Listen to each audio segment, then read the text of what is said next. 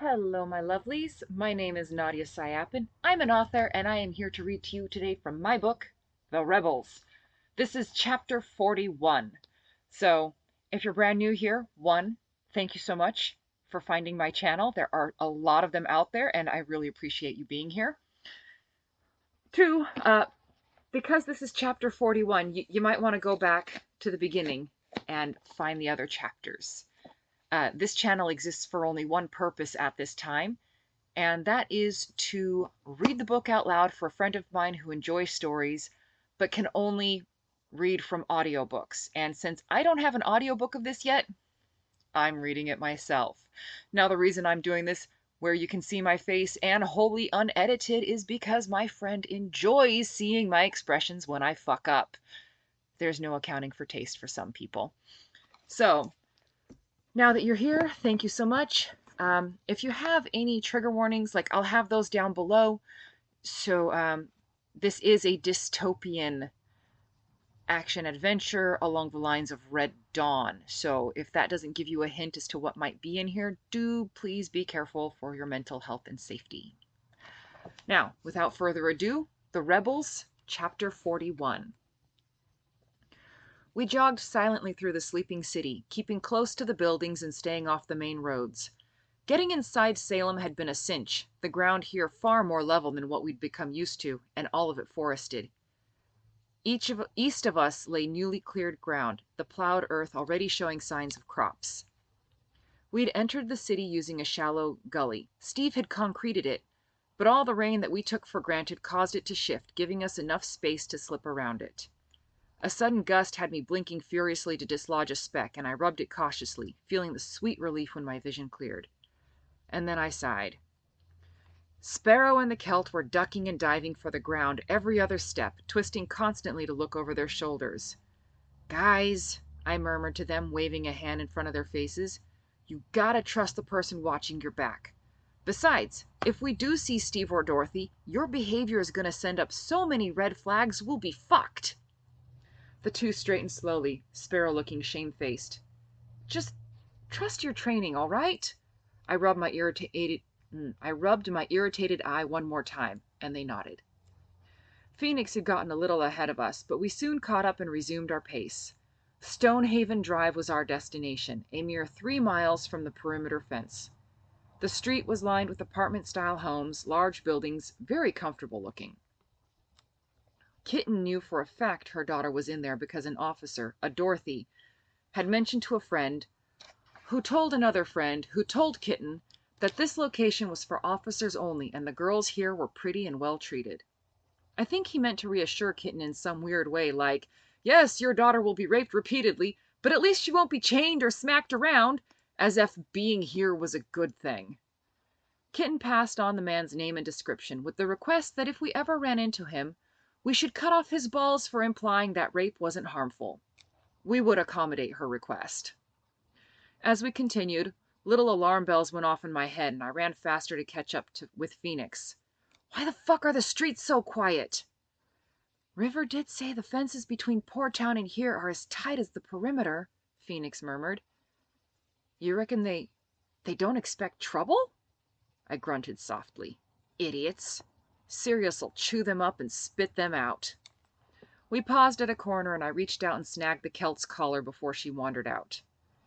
Phoenix cautiously poked her head around, checking, then led the way across the street. We went across one at a time when she gave us the all clear. Dawn was the barest blush over the mountains when Phoenix led us to Stonehaven Drive. Bushes and small trees sheltered the entire lane, inadvertently giving us cover. We slid into the safety of the plants, finding a location that gave us a good view of the first building's entryway as well as both ends of the lane. "Dawn's the signal, right?" Sparrow asked again, nervously fingering her holstered gun. "Yes," I repeated. "The last of the men leave roughly this time, so we shouldn't have to deal with a full house." Along the drive stood 4 two-story houses, each building showing 2 doors. The buildings were mirrored, so 2 homes per building. Even the flower beds were echoed, the paths laid out in perfect symmetry. As we watched, 2 men stepped out of the second building from the entrance, each towing a pair of near-naked girls. The girls stumbled in the men's wake as they were taken to the last house in the line, where the drive formed a cul-de-sac. Around me, the fighter snarled, and Phoenix adjusted her grip on her rifle, taking aim when I reached out and tapped her head. "I need you thinking." She relaxed slowly. Yeah, she muttered. As the sky slowly brightened, the scene repeated itself several times. By the finish, I'd counted 24 women herded into that single building through both doors, with 2 men staying inside each one. The last man out stood for a time, fiddling with the door before walking back to the first house in the line. "One-stop shopping," I muttered, crawling deeper into the shrubs. Sparrow gave a horrified gasp, and I turned to see her staring at me, mouth open in shock. Phoenix patted her companionably. "We know." I shrugged, and Phoenix smacked me. "Be nice," she hissed. "Oh, that's rich coming from you," I murmured, crawling on my elbows and toes, cradling my rifle. "Let's get moving before it gets too light, yeah?" "I should have made Sirius go with you," Phoenix complained lightly. "Then I could have taken her place with nice, normal people." She scrunched around a rhododendron. "Lightning and thunder are normal?" I sniggered. "You're crazier than I thought." Once we got further from the entrance, we dared stand, moving more quickly between the bushes to reach our target. The second-floor windows had bars over the windows, but not on the ground floor. So, all the captives locked upstairs, probably guards downstairs. We made our way around to the back of the house, checking the windows till we found one that let into a small living room with a closed door to cut our noise off from the rest of the house. I braced my back against the wall, legs bent in front of me in a wall sit. Phoenix stepped lightly onto my bent knees to pop the screen off. Legs caught it neatly and stuffed it under a bush. "What's taking so long?" I grunted. "This ain't easy, you know." "It's locked." Phoenix pulled out her knife, trying to work the tip under the sill. The Celt hissed from where she lay in a flower bed, keeping watch, and waved for us to duck. Phoenix jumped hastily off my knees, and I bit my hand to keep from screaming when her hiking boots slid over the tender skin of my legs, clamping my other hand over one knee as I collapsed, screaming silently. Phoenix squished me behind the meager shelter of the flower beds. Sparrow lay near us with her hands up helplessly, looking like she desperately wanted to do something, while Phoenix silently mouthed, "Sorry, sorry, sorry, sorry, sorry, sorry," over and over. "Okay, clear," the Celt whispered. I braced myself against the wall again, and Phoenix hesitated. "Just do it," I muttered, wiping my sleeve over my face to clear the sweat. The rough fabric of my jacket didn't do much except smear the moisture around, however. Phoenix stepped up again, grimacing the whole way, but wasted no time being gentle on the lock. She grunted, shifting her weight, and I opened my mouth in silent agony, her legs flexing as she leaned in on the knife. With a sudden crack, the window gave way and Phoenix lurched forward, her feet slipping again as she crashed down on top of me. I buckled under her, gripping my legs, my screams muffled in her jacket. By the time I caught my breath, Phoenix and Legs had hauled me to my feet, and a bunch of faces hovered around me anxiously. "Are you okay?" Phoenix reached out to touch me, then changed her mind, tucking the hand self-consciously behind her back. I unclenched my teeth. "Holy Mary, Mother of God!" Phoenix chuckled at that response, relief evident in her tone. "She'll be fine," she announced to me. "Don't let Eleanor hear you say that. Her Presbyterian soul would be scandalized to find out you're Catholic." "I'm not." I leaned forward, gingerly pulling up one pant leg to check the damage. "But better than being an atheist in her mind, right?" "Nah. Atheists don't require tons of retraining," she says. Phoenix knelt to help me, her hands gentle, revealing skin torn in a few places, scraped off in others, the remainder already changing colors. "You'll live. We should doctor you up, now." "Nah," I shook my head. "We don't have the time, or the gear." We'd left our packs with Dereva, bringing only what we could carry in pockets and belt pouches. "You want to get me help? Let's do the job and get the hell out before it gets any lighter." "Actually," Sparrow held up a small glass bottle, "I have some of Anansi's vodka we can put on your legs." We stared at her, Phoenix's face showing the horror I felt. "That stuff's got to be more volatile than the landmines," I said, aghast. "What the hell do you have it for?" "Molotov cocktail," the woman explained with a shy smile. Mine wasn't the only jaw that dropped at the thought of this sophisticated woman planning such a move. That is so gangsta, Legs breathed. We're idiots. I raised my hands helplessly. Final and incontrovertible proof of our low intellectual status. The Celt made her way back to us. What are you waiting for? Coast is clear and the sky is only going to get lighter. Okay. I looked around the small group. Do it fast. I took a hefty bite from my sleeve and nodded. Sparrow hesitated a second, but an impatient scowl from the Celt got her moving. Sparrow poured a healthy blob on each leg, and I hissed, squeezing my eyes shut as tears leaked out. Phoenix quickly wrapped clean cloth around my knees, just trapping the fire against my skin. Phoenix waited for me to recover with false patience. The Celt's eyes glittered, anger leaching from every pore, while Sparrow looked nervous and Legs watched my face intently. Once I got my breath back, I could finally lay it out for them. In and out, quiet as possible. I'd rather not alert the boys next door. Too many chances for noise and mistakes. We'll take care of the ones in this house, go upstairs, and figure it out from there. I had an idea to get the women from the other house out, sparked by my brother Sean's time working in construction. It should work. The others nodded, and Phoenix dropped the mask, grinning tightly. I bared my teeth in a parody of a smile and boosted a sniggering Phoenix into the room, Sparrow passing the rifles up to her next. I boosted the other three through while Phoenix helped them, then backed up a few steps, eyeing the windowsill, the bottom of which was at my eye level. The people inside moved away from the window to give me a clear space, and I ran the short distance, feeling the skin over the thick muscles around my knees tear in protest at the activity. I used the bottom of the wall to give myself a boost and leaped, slamming my hands on the sill to propel myself over the edge. Phoenix neatly snagged my belt to help me get the rest of the way into the room. I tucked my head and hit the floor in a neat roll, popping straight back to my feet. A trickle of blood made its way down my shin, but for lack of time, I decided not to mention that just yet. When I checked out the room, I found the Celt guarding the door, listening carefully. She nodded and waved us forward, one hand on the knob, ready to fling the door open and jump out of the way. I retrieved my rifle, slung it over my shoulder, and pulled a knife while the rest stood behind me. As the best and dirtiest hand-to-hand fighter present, I got to be the first one through the door. I nodded, and the Celt's free hand began a countdown. When she reached 1, she swung the door inward, stepping back to give me a clear path. Right on the other side, a surprised soldier stood in the short hallway. Steve opened his mouth to yell, one hand slapping his hip and the handgun holstered there. I lunged through the door and grabbed him with my left hand while my right slammed the knife up under his chin, straight up.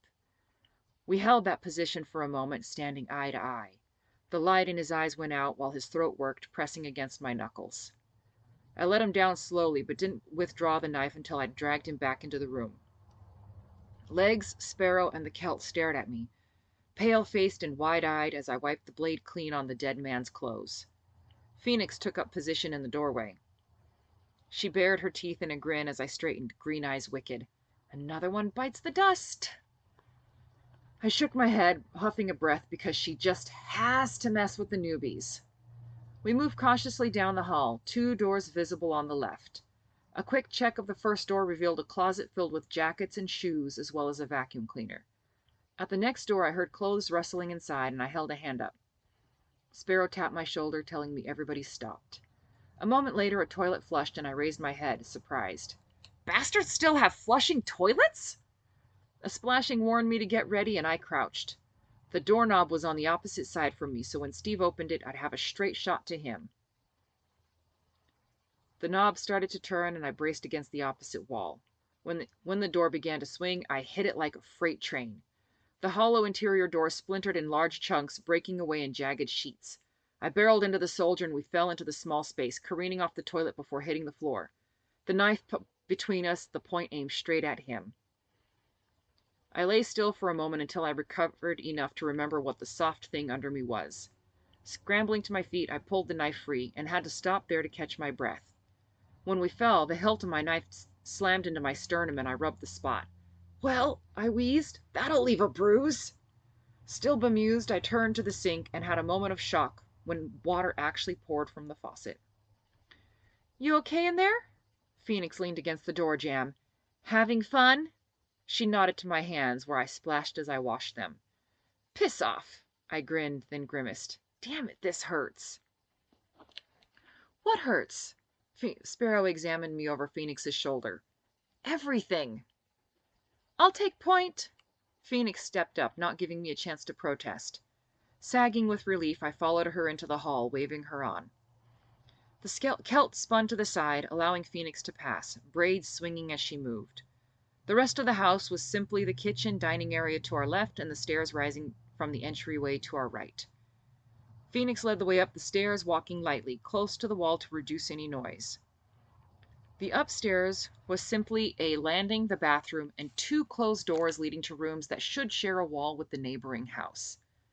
Both those rooms had padlocks on the doors to prevent any escape. "So, what now?" Sparrow whispered, looking at the closed doors. "Do we break them down?" Phoenix and me shared a look, shrugged, then Phoenix stepped forward and knocked lightly on the first door. "Hello?" she called softly. "Anybody awake in there?" No answer. She knocked again, a little harder. "I don't know how to reassure you through the door. We're not soldiers. Will somebody answer?" We heard rustling from inside the room, while those of us outside held our breaths to hear better. "Who are you, then?" a light, feminine voice asked. Phoenix turned her head to look at me, shrugging wildly. "What do I say?" she mouthed. I shrugged, then remembered our first rescue. I put my mouth close to the door. "We're the rebellion," I said clearly, "and we're here to get you out." A long pause, then, "Good enough. We need you to tell all to stand back from the door, and please, don't scream." I stepped back and motioned for Phoenix to the door. "Why me?" she complained. "Because your boots broke my legs. Suck it up, Buttercup." She sighed. "Fair enough." We moved back to give her room. Phoenix had her back pressed against the railing, concentrating on the lock. She took a quick step forward and slammed her right foot into the door next to the padlock, punching her foot through the door without moving it, getting her foot stuck in the process. Okay, I said the word foot way too many times in that sentence. Phoenix balanced precariously on one leg, holding onto the banister, and gave me a helpless, "What now?" look. I laughed quietly at her expression. "Yeah, ain't so easy, is it?" "Will you just," she said, gesturing to her foot, "get me out of it?" Sparrow supported Phoenix while Legs and the Celt carefully pulled her foot out of the door, keeping their faces turned away from Phoenix, but I could see their shoulders shaking. While they worked, I pulled out one of the handguns holstered at my thigh. These ones were a touch heavier than the ones in the shoulder harnesses, and I'd figured it'd work a bit better. I removed the magazine, ejected the cartridge, and stepped up to the door once Phoenix's leg was freed. I carefully placed the butt against the door just above the lock. Making sure the barrel didn't point toward anybody was second nature by now. Then I slammed the palm of my hand against the gun, breaking another small chunk of door away. I worked my way around the lock until the lock was attached to the door by a small strip underneath. Turning the handle, I hit the door with my shoulder, knocking the last remaining bits off, and entered the room in a rush. The smell hit me like a living thing, and I reared back, bringing a hand to my face. It was a standard-sized room, roughly 15 by 15 feet, with 3 mattresses on the floor and a bucket in the corner that appeared to be the source of the smell. 6 women in bits of nothing clustered together against the wall, watching me warily. "Captain, couldn't you have done that before?" Phoenix cut off abruptly as she came in behind me. "Fucking fuck!" "Yes, Phoenix." I turned my head to address her without looking away from the 6. "How about you break into the other room while we make a start on getting the women next door?" Phoenix huffed out a breath but left the room. I smiled reassuringly at the women against the wall, and they huddled together even more. "Tell you ladies what." I took a few more steps into the room. "I'm just going to have a look at the wall back there, okay? Celt, can you and Sparrow see if there's anything these women can wear?" "There's nothing here." I recognized the voice as the one I'd spoken with through the door. Nearly my height, the woman was quite noticeable, with black hair hanging halfway down her back, dark eyes, and full pink lips. "This is all we have to wear." I nodded. "Search and destroy," was all I said. Sargent introduced us to the phrase, and he'd learned it from a cook in the military. The cook had used it whenever they needed an item and the kitchen was nearly out. Basically, you took anything and everything you needed that remotely fit the criteria. Our scavengers used the term most often, and people who graduated from scavenging to fighting brought it with them. The sparrow and the Celt disappeared back downstairs. After a minute, faint thumps and rustles drifted up the stairs while I pressed my ear to the back wall, knocking on the drywall. That is the end of chapter 41. Thank you so much for joining me, and I will see you next week. Oh, and please like, comment, subscribe. It helps boost this, and if I get enough people interested in this, I might actually be able to do a proper, actual audiobook with other people besides me reading this. Like, that would be amazing. So, but thank you so much for being here, and yeah, I will see you later.